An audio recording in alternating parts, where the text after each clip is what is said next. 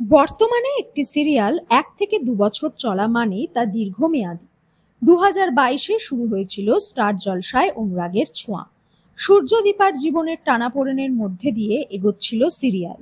বারবার তাদের মাঝে এসছে তৃতীয় ব্যক্তি, টিআরপি বাড়া কমার মধ্যে দিয়েই এগোচ্ছিল গল্প।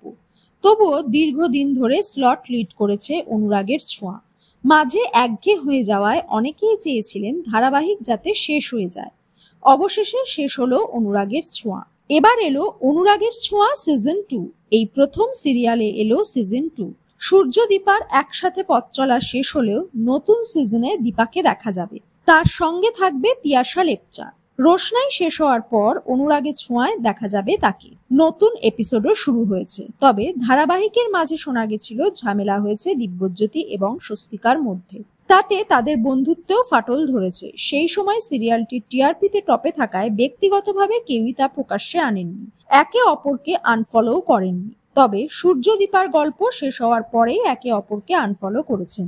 দীপার নাতনির ভূমিকায় অভিনয় করবেন স্বস্তিকা। তাহলে সূর্যকে কেন সরিয়ে দেওয়া হলো? কেউ কেউ ভাবছেন গল্পের প্রয়োজনেই দিব্যজ্যোতির চরিত্রটি শেষ করে দেওয়া হয়েছে। সিজন 2 এর নতুন নায়ক রাহুল মজুমদার। এখন দেখা যাক অনুরাগের ছোঁয়া সিজন 2 টিআরপি পায় কিনা।